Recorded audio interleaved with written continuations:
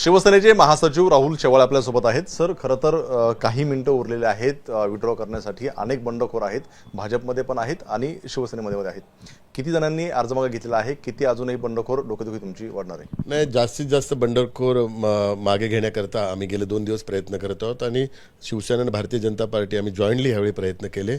भारतीय जनता पार्टीतर्फे आम्ही आशिष शेलार असतील, अमित साटम, प्रवीण दरेकर, अतुल भातखळकर आणि आमच्यातर्फे मी स्वतः, उदय सामंत, योगेश कदम हे गेले 2 दिवसापासून भारतीय जनता पार्टीचे जे बंडखोर आहेत त्यांच्याबरोबर भारतीय जनता पार्टीचे वरिष्ठ पदाधिकाऱ्यांनी संपर्क साधला. शिवसेनेच्या बंडखोरांवरची आम्ही संपर्क साधून साधारण 70-80% बंडखोरी आम्ही रोखण्यात आम्हाला यश मिळालेलं आहे. इतर ठिकाणी पण अजून अर्धा तास आहे, बोलणं चालू आहे, परंतु बंडखोरी रोखण्यात जास्तीत जास्त जॉईंटली प्रयत्न केल्यामुळे यश मिळालेलं आहे. साधारणतः शिवसेनेचे 35 ते 40चा आकडा समोर येतो. भाजपचा नेमका किती होता आणि त्यातले किती आता विड्रॉ केलेले आहेत? भारतीय जनता पार्टीचे साधारण शिवसेनेचे ज्या ठिकाणी उमेदवार 56 ठिकाणी भारतीय जनता पार्टीचे बंडखोर होते आणि याची आम्ही संपूर्ण माहिती भारतीय जनता पार्टीच्या मुंबई अध्यक्षांना दिली आणि इतर त्यांचे जे वरिष्ठ पदाधिकारी त्यांना दिले आणि त्यांनी तात्काळ त्याच्यावर कारवाई करून व्यक्तिगतरित्या त्यांनी सर्व बंडखोरांशी चर्चा करून महायुती जिंकण्याच्या दृष्टिकोनातून सगळ्या बंडखोरांना त्यांनी कन्व्हिन्स केलं आणि जास्तीत जास्त भाजपाच्या पण बंडखोरांनी आता माघार घेतलेली आहे. कुठेतरी विधानसभेसारखं चित्र पाहायला मिळते का? कारण पक्षाची ताकद बाहेरून देताना पाहायला मिळत आहेत. अनेक बंडखोर तुमचे अजून कायम आहेत, कारण अनेकांनी म्हटलेलं आहे, सुजाता सानप असेल, इतरांनी म्हटलं आहे की पक्षाने आम्हाला फॉर्म मागे घ्यायला सांगितलेलं नाही. त्यामुळे असं काही स्ट्रॅटेजी ठरलेली आहे का? नाही, अशी काही स्ट्रॅटेजी ठरली नाही आहे. 225 जो वॉर्ड आहे त्या ठिकाणी शिवसेना भाजपाच्या बाबतीत वरिष्ठ पातळीवर निर्णय होत आहेत. अध्यक्षांचं विधानसभा आहे आणि माननीय अध्यक्ष आणि माननीय उपमुख्यमंत्री त्या संदर्भातली चर्चा करत आहेत. परंतु बंडखोरीमुळे शिवसेनाचा उमेदवार असेल किंवा भारतीय जनता पार्टीचा उमेदवार आहे याला त्रास होईल अशा ज्या बंडखोरी आहेत त्या रोखण्यात आता यश प्राप्त झालेलं आहेत. काही ठिकाणी जे बंडखोर आहेत त्यांचं पक्षाशी काही संबंध नाही, ते पक्षाचं नाव घेत आहेत, असे पण काही ठिकाणी बंडखोर आहेत. परंतु बंडखोरी रोखण्यात आता महायुतीच्या जॉईंटली प्रयत्नामुळे यश प्राप्त झालेलं आहे. तुमच्या पेडणेकर ज्या माजी नगरसेविका आहेत त्यांचा 3 टर्मचा वाढ होता, तो भाजपला गेला आणि आता भाजपने त्यांनाच उमेदवारी दिली आहे. कुठेतरी एक वेगळं समीकरण भाजप करू पाहत आहे का? नाही, असं काही नाही, कारण भारतीय जनता पार्टीच्या चिन्हावर शिवसेनेचे साधारण 5 का 6 उमेदवार शिवसेनेचे आम्ही त्यांना उमेदवार दिलेले आहेत. 168 वॉर्ड हा भारतीय जनता पार्टीच्या जागा वाटप आहे, त्यामध्ये गेल्या कारणामुळे आम्ही त्यांना विनंती केली की अनुराधा पेडणेकर त्या ठिकाणी नगरसेविका होत्या आणि आम्ही त्यांच्यासाठीच मागत होतो 168 वॉर्ड, परंतु काही कारणामुळे जागा वाटपात तो वॉर्ड आम्हाला सुटला नाही. म्हणून भारतीय जनता पार्टीला जे वॉर्ड गेलेत त्या ठिकाणी आम्ही आमचे उमेदवार दिले आहेत आणि काही ठिकाणी आमच्याकडे जे वॉर्ड आलेत त्या ठिकाणी भारतीय जनता पार्टीने आम्हाला उमेदवार दिलेले आहेत. वरळीला, शिवडीला अशा 2-3 ठिकाणी आम्ही त्यांचे उमेदवार घेतलेले आहेत.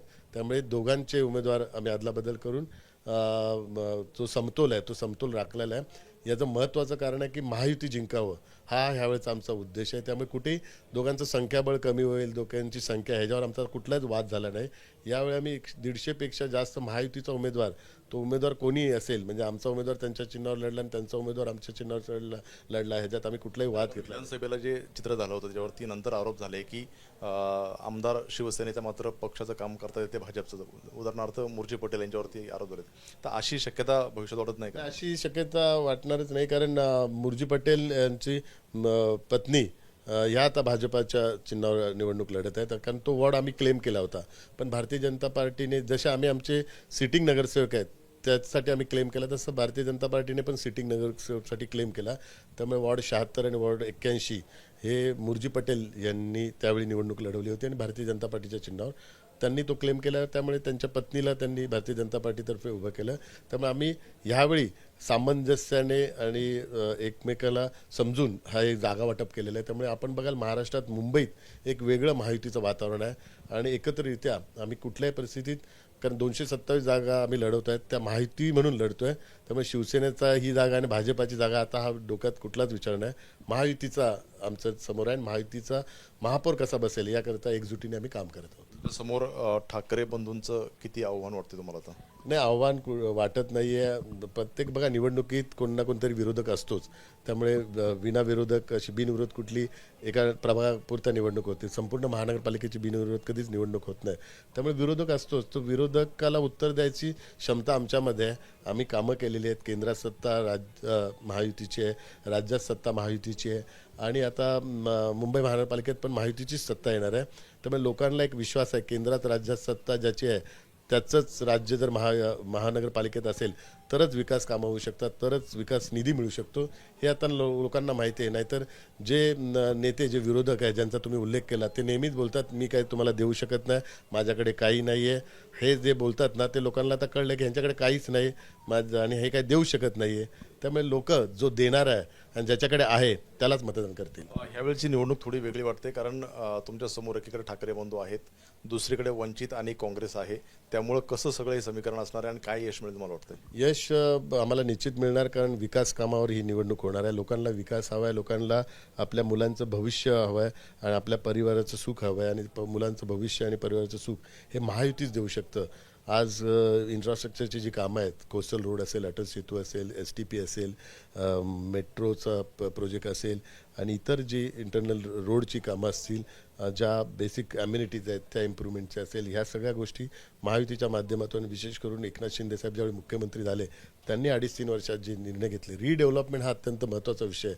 पगडी सिस्टीमचा गेल्या वर्षानुवर्ष रखडलेला, जिथे मराठी माणूस राहतो त्यांना आता हक्काचं घर मिळण्याचा निर्णय, ऐतिहासिक निर्णय शिंदे साहेबांनी घेतलेला आहे. आणि आमच्याकडे UD आणि हाऊसिंग डिपार्टमेंट हे शिंदे साहेबांकडे असल्याकारणामुळे मुंबईचा विकास असा त्यांनी जो एक ध्येय घेतलेला आणि मराठी माणसाला पुन्हा एकदा मुंबईत आणून त्याला सन्मानाने त्याचं घर मिळवून देण्याचा आमचा जो एक संकल्प आहे, तो आम्ही ह्यापूर्वीच चालू केलेला आहे.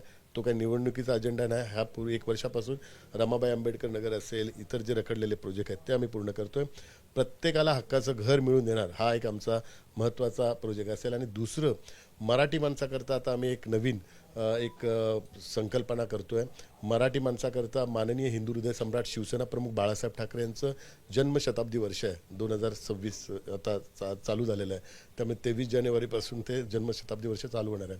त्यामुळे मराठी माणूस मुंबईत टिकावा, मराठी माणूस आर्थिक सक्षम व्हावा आणि मराठी भाषा आणि मराठीचा टक्का वाढावा, या दृष्टिकोनातून आम्ही आता एक पंचवार्षिक कार्यक्रम ह्या ठिकाणी तयार करत आहोत.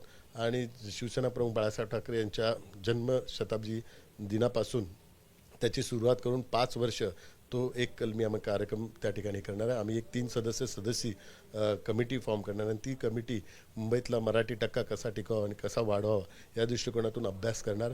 त्यासाठी एक स्वतंत्र विभाग आम्ही बनवणार आणि स्वतंत्र बजेट त्याकरता करणार आहोत. विशेष करून जी मागणी आहे, गृहनिर्माण संस्थामध्ये काही मराठी माणसांना फ्लॅट मिळत नाही, तर त्याकरता पण धोरणात्मक आम्ही निर्णय घेणार. DCRमध्ये पॉलिसी बनवणार आणि मराठी मुलांना उद्योगामध्ये